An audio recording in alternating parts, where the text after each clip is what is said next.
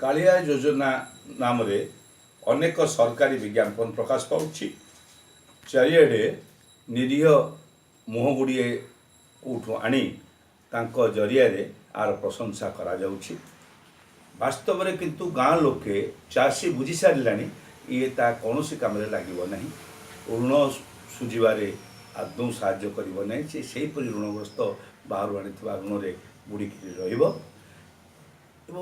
सी बुझी सारे जे ताकू ठकिबाई ए कार्य होइछि।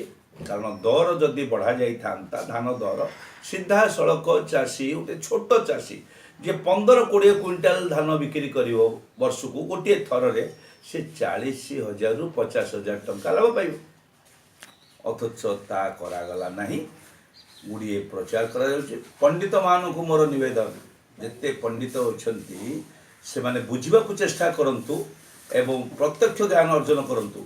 चाषी मानू पचारतु असल चाषी को पचारतु एथिरे केते लाभ हो केते लाभ होने से माने बुझी सारे पंडिते बुझी ना चाषी बुझी सारे जे ए कालिया योजना तांको ठकिबा